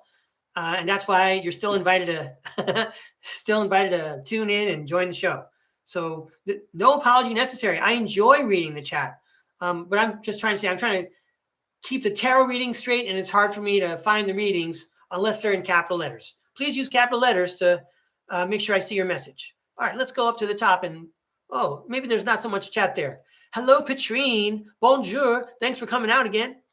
Hi, Lisa Talcott. Thanks for being here. Hi, Kimberly Bamford. I just saw your comment. Again, thank you very much, Kimberly. I really appreciate your support. Hey, Jason, Missing Time 420. Thanks for tuning in.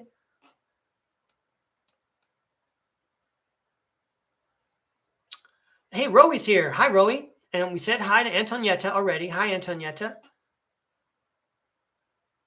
There she is.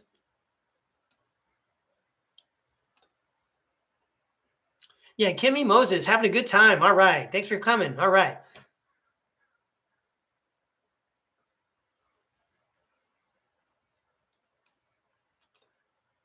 Hey, Spider Bite's here. Hi, Spider Bite.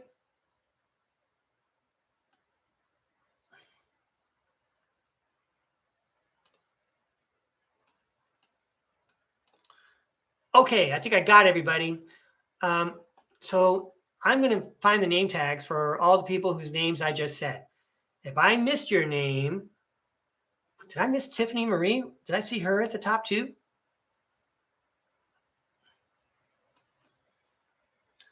At the beginning of the show, I thought I saw someone's name there, but I guess I am mistaken.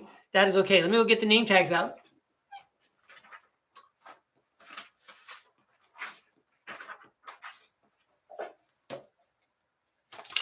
So I found Kimberly Bamford's schoolhouse. I got lost in some clutter, some papers in StarCard Podcast Studios.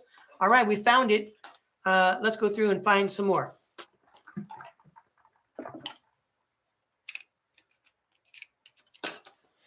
I got the cats here.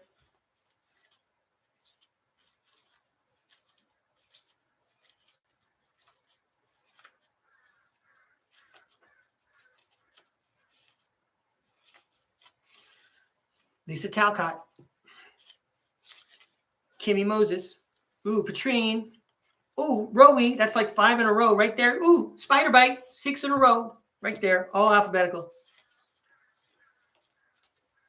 That was easy.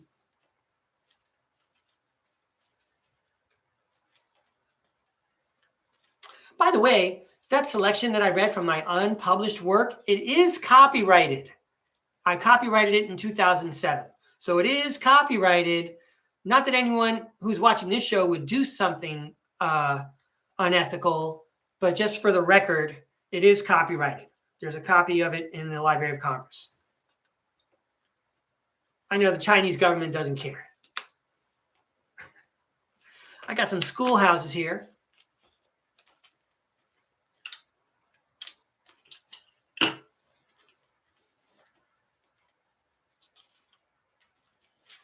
There's Antonietta.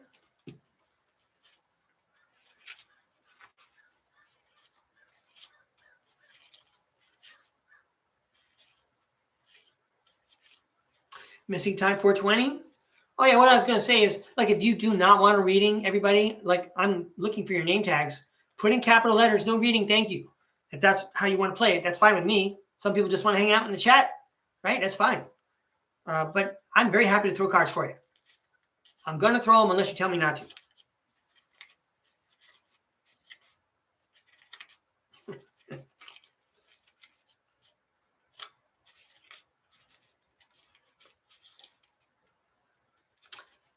Yeah, there was another. I got another Kimmy Moses schoolhouse, but we already got your cat. And then I don't think we have any Shamrock people here today.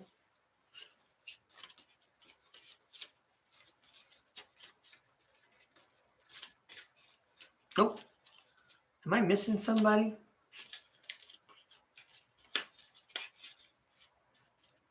I think I got everybody. Okay, again, if I made a mistake and you're here, but I didn't pull out your name tag, please type it in the chat for me. All right, otherwise I'm going to proceed.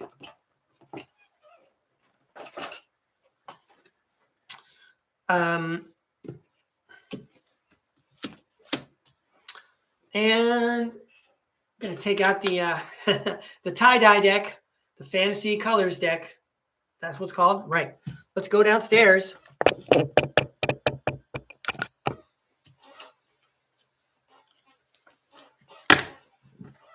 Here we go. I'm only glancing at the chat a little bit, right? Because it's not, I got to pay attention to what I'm doing, but a lot of you have some very encouraging and empathetic remarks in the text there, and I appreciate your support. Thank you. I mean, thoughts are things, right? And I appreciate what you're thinking. Sorry, let me get this going on here.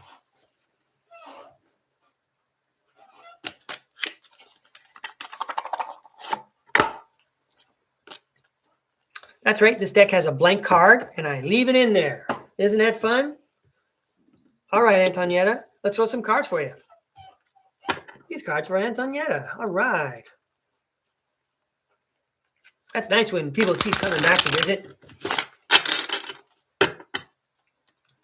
Antonietta, can we please share a message with Antonietta? Something encouraging, inspiring, even though she's got it all going on, right? These cards are for Antonietta.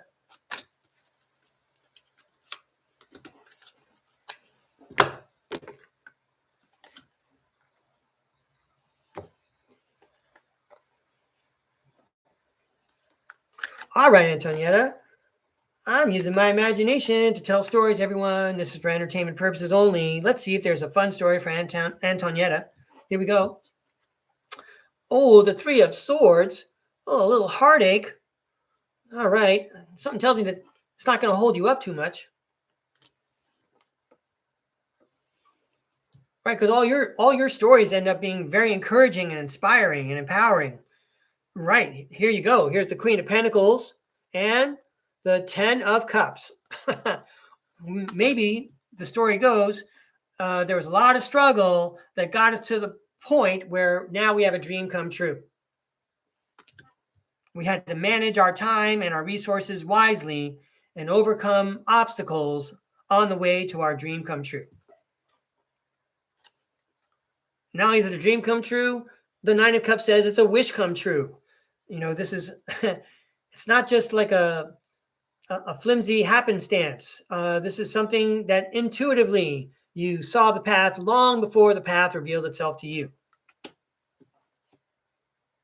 And the Five of Pentacles suggests that you started in a place that was not like a dream come true or a wish come true. You know, it's a real rags to riches story. But if you look at the picture, even though the two are abandoned and forlorn and left outside, they have each other. This is like a real story of partnership, taking karma and acting like a laundromat and transforming it into something good.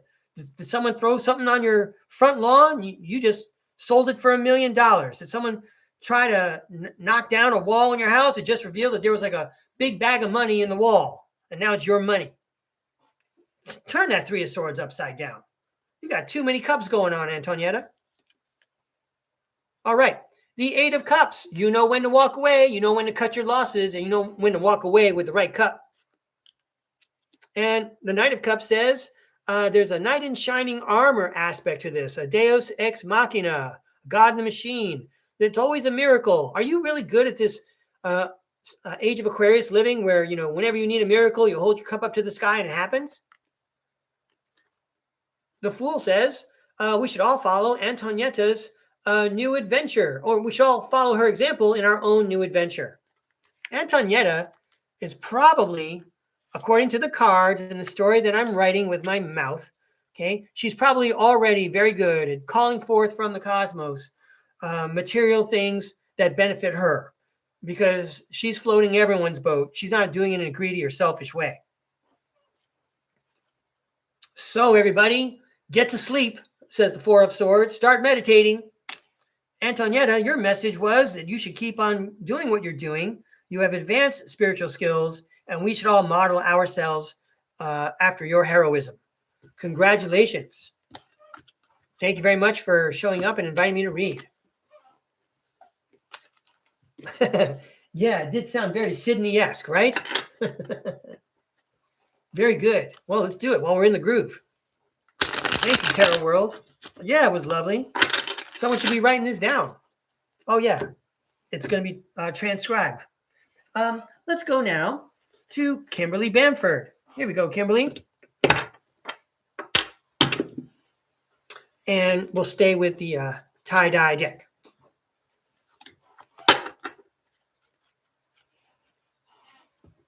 These cards are for Kimberly. All right. Hey, Kimberly, remember the snowman that you and Lisa used to have? Those guys lasted forever, right? Anyway, your schoolhouse is still sticking in there. Beautiful. Hey, Sir Philip Sidney, Tarot World, as long as you're in the groove, how about a special message for Kimberly Bamford, please? We're ready for anything. Kimberly Bamford's a tarot groupie. Whoa. Anything else for Kimberly, please? Yeah. Thank you. All right, Kimberly, you know I'm doing the best I can to figure out what the cards might be trying to say to us. Isn't this fun? Using our imagination to create stories. Kimberly, let's be encouraged and inspired. It's the Page of Swords. We're playing. We're being creative. This is what our soul does. We like to create. We're creator beings. And the Queen of Wands says we should have fun every opportunity we have. You know, today's first day of the rest of your life. We have a whole day to play and have fun. And ladies and gentlemen, if you are not building fun into your day, time to replan your schedule. How can you recharge if you don't have fun?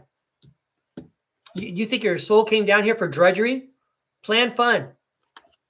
Look at this kid. She's not waiting until she goes to middle school. She's having fun right now. I got my magic wand. I got my wings on my head. Okay, my favorite cape. I'm gonna pretend like I'm a fairy. We're going to go play and make magic happen. She's got a gigantic wand. Check that out, the Empress. Well, now this is a mature person, okay? She knows how to play, but she also understands there's a real world, and I can handle it, and I've handled it before. And kind of like what Antonietta did in the last reading, I take a lot of these unfortunate happenstances, and I turn them into like a positive thing. And that's why I feel abundant. When I realize where I am right now, okay, I'm grateful for every opportunity I have to let my soul out and play. Like, let the dog out in the yard and let him run around. Wow, check that out, everybody. Is that the 6? It's the 6 of Pentacles. Giving and receiving. Talks about charity. Remembering others less fortunate than us.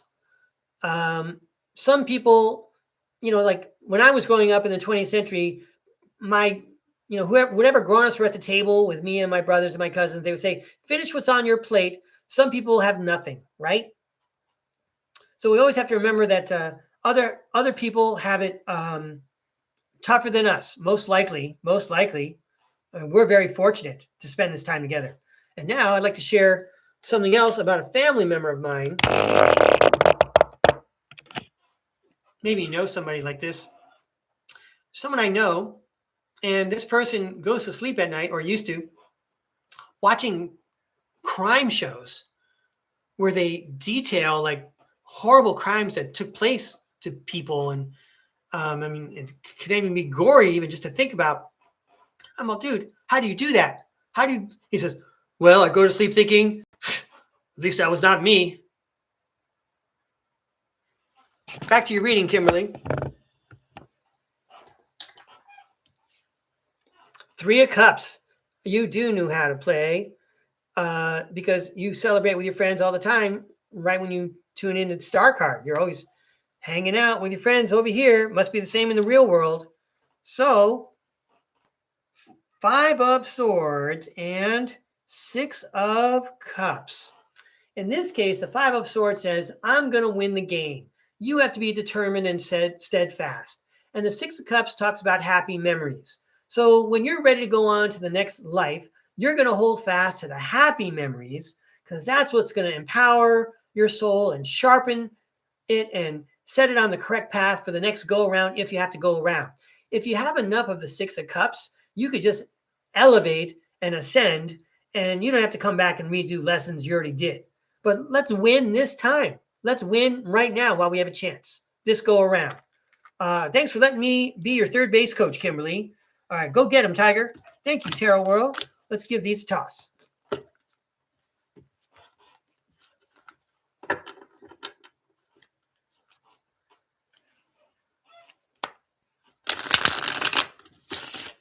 Thank you, Tarot World.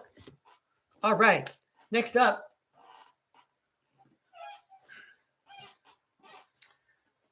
Missing time 420. All right, Jason, I'm going to go back to the Light Seers Tarot. These cards are for Missing Time 420.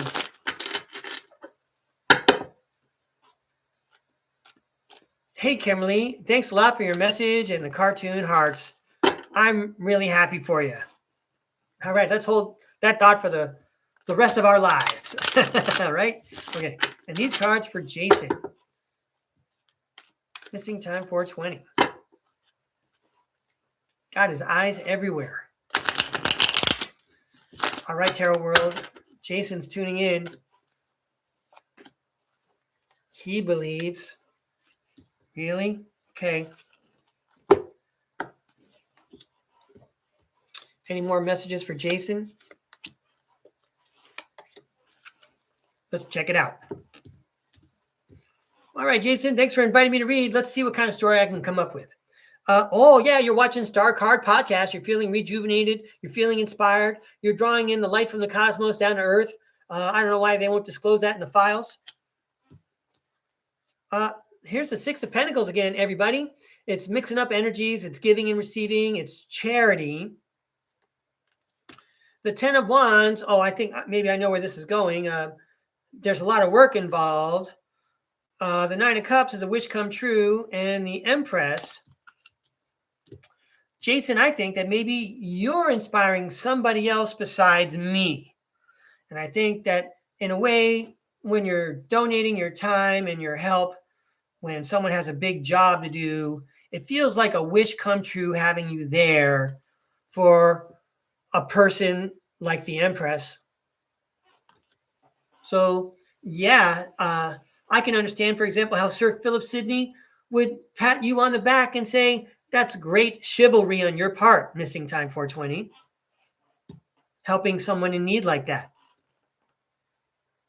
The Six of Cups. You're making happy memories. You're taking something that could feel much worse and you're making it feel lighter for a friend and her family. And the Judgment card indicates that there's an old part that's being swapped out for a new part. A new part is coming in.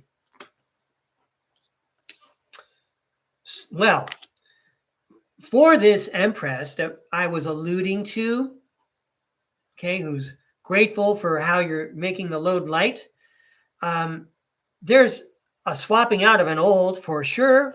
And the Fool card says we're starting a new adventure. And the Eight of Pentacles says there's a lot of work to do and it's going to be every day. It's going to take a while, but it is a new adventure and we can feel kind of free. And we can feel the wind blowing through our hair and the spirit of the world being on our side. I like that star card. Thanks, Jason. Thanks for tuning in. Can't wait till July 4th to go on Typical Skeptic podcast. On Rob's show, I'm going to talk about Breakaway Ray's unified theory of metempsychosis. It's my way of saying I may be the reincarnation of Sir Philip Sidney, but so what? I'm probably an alien. Let's ask Bashar. All right, so I'm just teasing about that. I'm not going to talk to Bashar right now. Thank you, Bashar. I really enjoyed the biography you wrote of Breakaway Ray. See the very first video at the top of the list of videos at StarCard Podcast and see Bashar write my biography. Here's Roey's cat. Let's throw some cards for Roey. Let's go back to the old school tarot, the Rider-Waite imagery from the craft deck. Here we go, Roey. Thanks for tuning in. Let's throw you some cards. These cards are for Roey. Wow, Roey. Something's going on here. I need to finish.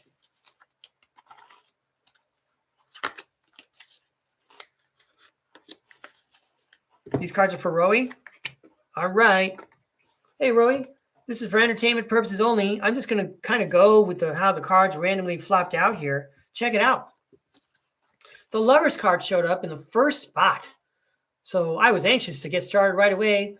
I mean, the Lover's card talks about romance and working together. But for me, it's kind of like the spirit world is sitting down right now and saying, hey, Roey, I want to tell you something. I recognize that there's pain. I feel like the spirit world is recognizing maybe there's a heartache involved. Oh, I should be going like this. Sorry about that. Rowie, this is for entertainment purposes only. I could be getting things wrong, and I'm not trying to embarrass anyone. Let's see how the cards play out here. Maybe this is a story about how you and the spirit world turn that Three of Swords upside down every time. Let's check and see. Yay, look at you go. 10 of Cups, dream come true. Game over, we win. Was it that simple? Should we throw the rest of the cards? Good job, Rowie. Anyway, there's more messages here. Oh, 8 of Pentacles, back to work. Keep doing what you're doing. Wow, the Sun card says everything's going to be all right, Rowie. Yay. 8 of Wands, everything's going to be okay right now.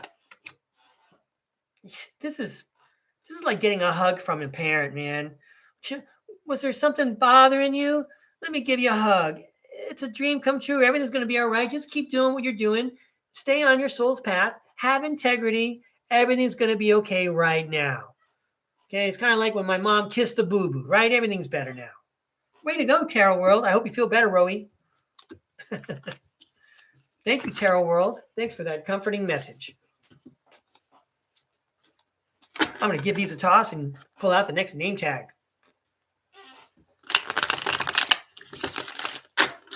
Thank you, Tarot World. How you like the flavor of these readings, everybody? It's new and interesting and fun every day. Patrine, when I see your name, Patrine Numerology, makes me want to go classic with the craft cards. Here we go, Patrine. Yeah, way to go, Rowie. Thanks for the cartoons.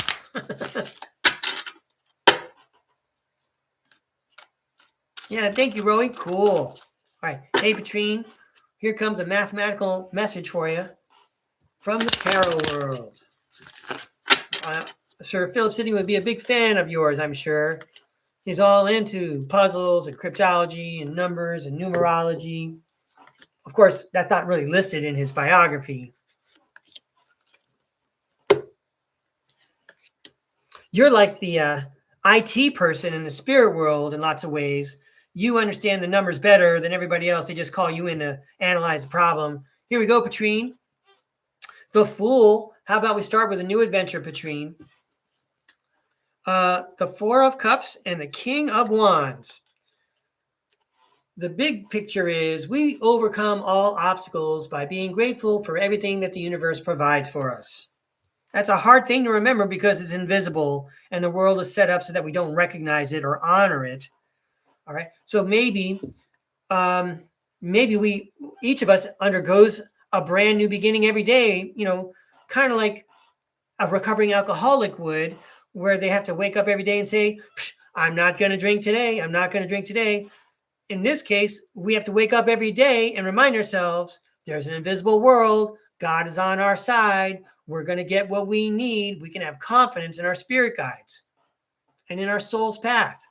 Just follow your intuition on your new adventure and go forward, energetically defending your truths with the Knight of Swords. And the Seven of Swords talks about revealing something that might be hidden and also someone getting away with something. I like to say that, some of us are like, compared to the people around us, perhaps, of course, we wouldn't see it. Okay. They might be doing the same thing as us, but we're privately, individually trying to advance our souls and considering these weird ideas that Breakaway Ray is talking about. And we're garnering tools. We're walking away with weapons and no one knows it because no one sees it. Right. And that might be the way it has to be. No one has to know that we're on a soul mission. We can fake it to fit in. What is private, and that goes with us to the end anyway. No one needs to care about us. That's one way of looking at all that. The other thing I'm saying, you're on a new adventure. You have spontaneous optimism. You don't know what's coming your way. And the big picture is, as long as you trust in the universe and follow your intuition, things are going to be revealed to you, Patrine, because you're the Hierophant who studied numerology and you've studied the spirit world. So it's very easy for you to see that fourth cup. And look at you go. You've been promoted. You've advanced to High Priestess. Yeah. It's a story of Patrine. Start a new life by believing in the spirit world every day and following your intuition, and more will be revealed to you, and you will learn in the real world and through your subconscious, and you'll be more empowered. Way to go, Patrine. Congratulations. Thank you very much. I wonder who's next. Thanks, Tarot World. Yeah, it's good practice. Oh, Kimmy Moses. All right, Kimmy. Let's throw the Lightseers deck for you. Yay, Kimmy. These cards are Kimmy Moses, another sorceress in the chat. A lot of pressure, a lot of magical people tuning in. You guys all know this stuff. I'm trying to catch up. Here we go, Kimmy Moses. These cards are for Kimmy Moses. Wow. Okay.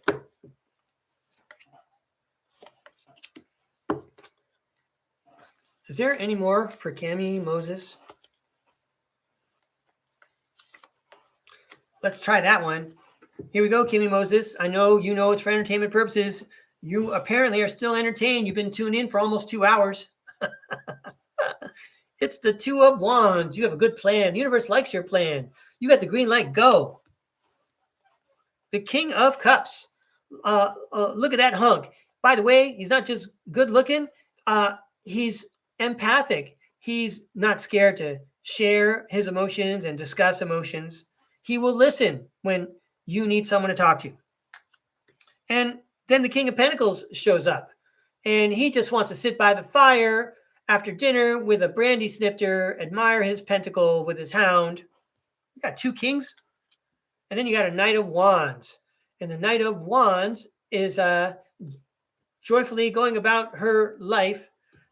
She's well prepared to to perform on stage. Wow. I don't know what's going on yet. The Empress. She gets all parts of the world, the yin and the yang, and both contribute. You can't have light without shadow. And you know what? When it's sunny out, a little shade doesn't hurt. Wow. The Emperor and the Magician. Whoa, Kimmy. The Emperor and the Magician. I was bragging about your magical powers. I'm trying to figure out what's going on here. You have some kind of plan, or there is a plan, where 2 very masculine, magical, empathic figures have been admiring what you do. These are just energies, not necessarily men, right? And maybe you're being recognized for your abilities as the Empress, as I'm recognizing your ability to be magical. Okay, you didn't leave that part out of your personality. In fact, I'm more correct than I think, because according to the tarot cards, the Emperor says you're in control, and the Magician card says you know when. You know, you have finesse. You know how to make the magic happen, and no one even knows you're behind it. You'd probably be a great remote influencer. You're definitely influencing me remotely to encourage me to continue throwing tarot cards.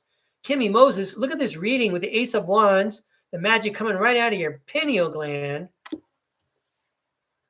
8 of Wands right now. I think maybe you're being promoted because of your good use of magic. Okay. Congratulations. 40 points for Hufflepuff. Thanks for the reading, Kimmy. That was very exciting. King, Empress, Emperor, Magician. Thanks, Tarot World. I'm sure Kimmy Moses knows what you're talking about. Let's give these a toss. Wow, I've been doing some long shows, everybody. That's right, Kimberly Bamford. July 4th is the show. July 4th. I'll be on the Typical Skeptic podcast.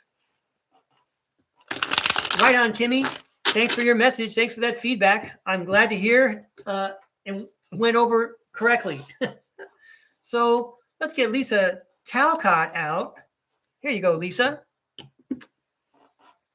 I'm going to throw some fantasy colors for you. This way, when you have a nap later, you know, these colors are colors you can focus on as you close your eyes before you take a nap. And then as you close your eyes and you think about the backs of the cards, all these characters with their lovely colors are going to come out. That'll feel comforting and colorful. Right now, basically, we just want to like fire up a crock pot so that when we get home, we don't have to cook. You know, we just have dinner, get a blanket, curl up with whatever, and chill out the rest of the day. That's right. Let's go, Lisa Tailcat. Here we go. These cards are for Lisa, who's got her notebook out. I noticed that Lisa Talcott's Tailcat emojis have the same colors as the cards, with her hearts on the yellow cat there. Okay, Lisa. All right, and now, since it's Lisa, we have to move things around. Okay. We cue the music, Sweet Georgia Brown, which is the theme music to the Harlem Globetrotters. Here we go. We go like this. All right, Lisa. Let's see how it came out. You know, under which one is the red ball? Let's find out. Lisa, it's the Two of Swords, decision-making time. It's the High Priestess. You already know what decision to make. Not just consciously, but unconsciously. That's because you're Lisa Tailcat. And the Knight of Wands says gallop forward with that correct decision that you're going to make because you follow your intuition. You know what's best for you. And, well, the Tower says things are going to get messy probably. You know, there's going to be some stuff in your way as you clear your path. But the Ten of Swords says the hard times are over. So really, I think the Tower card came down and that's your signal. How did this horse know when to start galloping? The gate opened when the Tower came down. The Ten of Swords indicates the Tower came down because the hard times are over, Lisa. So it really goes like this, right? Okay. It was decision time for the High Priestess, Lisa Tailcat, because the hard times were over and all the bad stuff went away and she needed to gallop forward.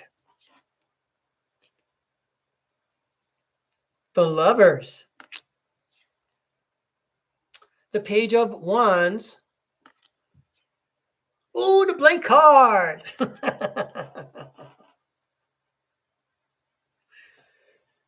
So the spirit world and Lisa Tailcat's spirit guides and higher self said to Lisa, go have fun, explore, and create. There are limitless possibilities and unending potential. You want me to prove it? Have a blank card. That's limitless. That's pretty Rosicrucian too. Way to go, Lisa. Thanks for inviting me to read. That was a special reading. And again, both of us like to remark about how all those cards were randomized and then re-randomized, and somehow that amazing message came out. How about that? Cool deal, Lisa. I think I'm on my last one. It's our friend Spiderbite. Spiderbite, I'm going to pull out your second favorite deck. Thanks for tuning in to Breakaway University from Down Under. These cards are for Spiderbite.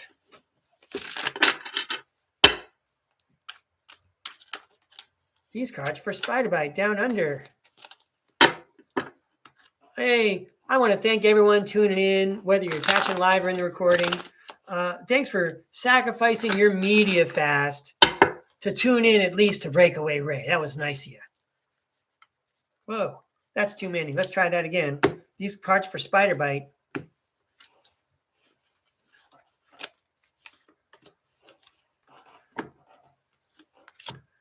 And we'll throw one more for Spiderbite. Such a dedicated viewer. Thank you, Spiderbite.